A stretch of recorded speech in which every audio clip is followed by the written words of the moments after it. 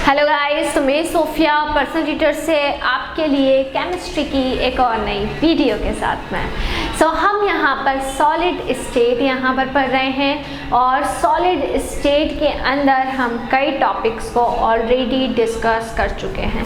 Solid state की basically अगर हम यहाँ पर बात करें तो सॉलिड स्टेट के अंदर हम कई टॉपिक्स को ऑलरेडी कवर अप कर चुके हैं, डिस्कस कर चुके हैं। अब हम यहाँ पर वॉइड्स के बारे में डिस्कस कर रहे हैं और वॉइड्स के अंदर मैंने आपको वॉइड क्या होता है ये मैंने आपको ऑलरेडी लास्ट वाली वीडियो में काफ़ी डीप में बताया। अब हम यहाँ पर टाइप्स ऑफ वॉइड्स को डिस्कस करने वाले हैं। बात करते हैं टाइप्स ऑफ वॉइड्स की कि जो हमारे वॉइड्स होते हैं वो कितने टाइप के होते हैं। तो लास्ट वाली टर्म में मैंने आपको टाइप्स ऑफ वॉइड तो बता दिया था कि जो वॉइड होते हैं वो कितने टाइप के होते हैं। तो सबसे पहले वाला जो वॉइड है जिसको हम कह रहे हैं ट्राइगोनल वॉइड, ट्राइगोनल वॉइड्स, हम इसको पढ़ेंगे। सबसे पहले ये हमारा सबसे फर्स्ट टाइप होता है ट्राइगोनल वॉइड्स, हमारा पहला टाइप है और इसी को हम यहाँ पर डिस्कस करेंगे कि ट्राइगोनल वॉइड्स क्या होता है।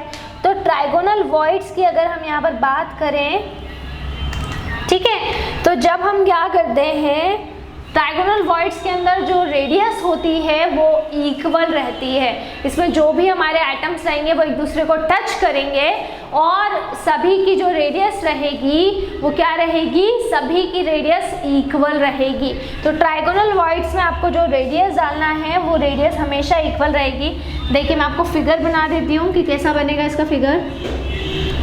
ये देखिए, ये फर्स्ट एटम है, ये आपका दूसरा एटम है, ठीक है, और ये आपका है थर्ड एटम। तो ये तीन आपके क्या हैं, एटम्स हैं और ये इसका सेंटर पॉइंट हो गया, ये इसका सेंटर पॉइंट हो गया और ये इसका सेंटर पॉइंट हो गया। अब इन तीनों एटम्स को देखिए हमने इस तरीके से क्या कर दिया है, जॉइन, ठीक है, क्लियर। तो ये हमारा बन गया trigonal void.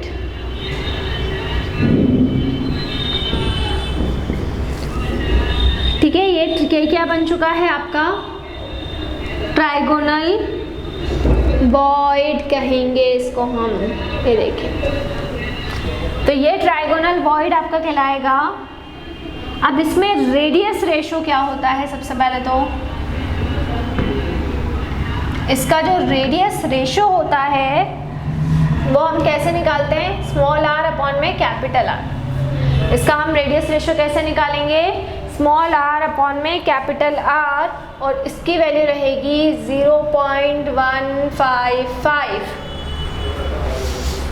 So radius ratio क्या निकलेगा, स्मॉल आर अपॉन में कैपिटल आर, ठीक है, और इसकी जो भी रेडियस रेशो रहता है वो होगा 0.155 और ये सबसे स्मॉलेस्ट वाइड होता है, स्मॉलेस्ट वॉइड होता है, ये सबसे छोटा वॉइड होता है। सबसे पहले तो ट्राइगोनल वॉइड में जो वॉइड रहेगा वो सबसे स्मॉलेस्ट है, सबसे छोटा वॉइड होता है ये, और इसका जो कोऑर्डिनेशन नंबर है वो कितना रहेगा, इसका जो कोऑर्डिनेशन नंबर है वो रहेगा 3, ठीक है। तो ये पूरी इंफॉर्मेशन है ट्राइगोनल वॉइड्स की। देखिए तीन आपके स्फेयर हैं ट्राइगोनल, उन तीनों स्फेयर के बीच में अब आप देख सकते हैं कि इसमें जो रेडियस है तीनों तरफ से इक्वल है, यहाँ से यहाँ तक, यहाँ से यहाँ तक, यहाँ से यहाँ तक, तीनों तरफ से जो रेडियस रहेगी वो क्या रहेगी, इक्वल रहेगी। अगर रेडियस रेशो निकालेंगे तो 0.155 रहेगा, जिससे ये पता चलता है कि ये जो वॉइड है ये सबसे छोटा वॉइड है, ये जो वॉइड है सबसे स्मॉलेस्ट वॉइड है, और इसका जो कोऑर्डिनेशन नंबर रहेगा वो रहेगा 3, ठीक है। अब चलिए सेकेंड वॉइड की तरफ आते हैं।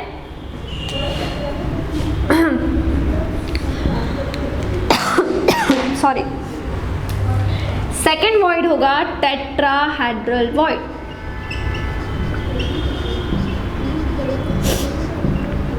ठीक है, सो सेकेंड वॉइड है आपका टेट्राहेड्रल वॉइड। अब ये कैसे बनता है, देखें ये कैसे बनता है। पहले तो मैं आपको इसका प्रोसीजर बता दूं। Contact of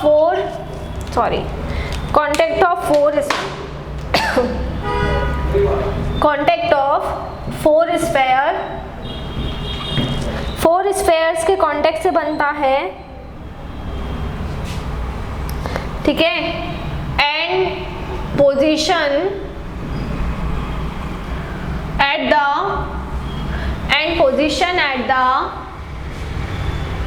center of the tetrahedron, ठीक है। कैसे बनेगा ये?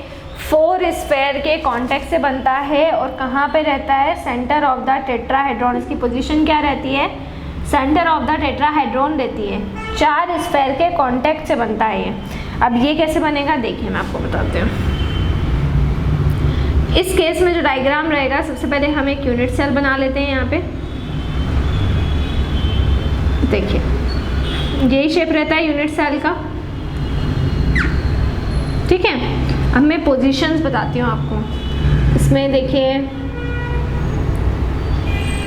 एक पोजीशन आपकी कहाँ मान ली हमने? यहाँ पर। एक पोजीशन हमने मान ली यहाँ पर। एक पोजीशन मान ली हमने यहाँ पर, ठीक है ना? क्लियर? तो ये कौन सी पोजीशन हुई? आपकी हो गई 3 पोजीशन। फिर एक पोजीशन आपकी हो जाएगी आपके यहाँ पर, और फिर एक पोजीशन हो जाएगी आपकी यहाँ पर।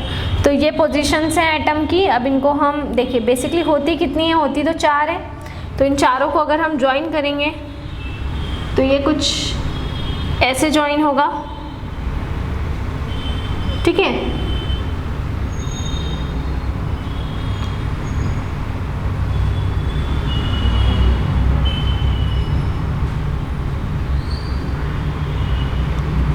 है ना? ये इसका सेंटर पॉइंट है और इस तरह से हम इसको डैश डैश करके मिला देते हैं। देखिए ये डैश डैश करके हम इसको मिला देते हैं। तो इसका शेप आपको कुछ टेट्राहेड्रल टाइप दिखाई दे रहा होगा।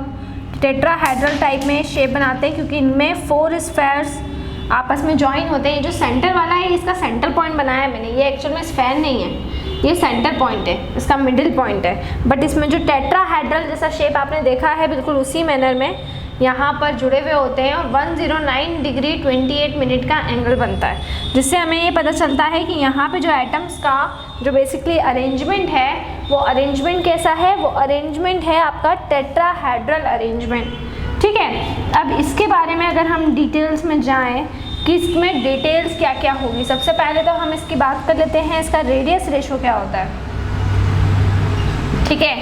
तो इसका जो रेडियस रेशो होता है R/R, वो होता है 0.225, ठीक है। उसके बाद अगर नंबर ऑफ वॉइड्स की बात कर लें, नंबर ऑफ वॉइड्स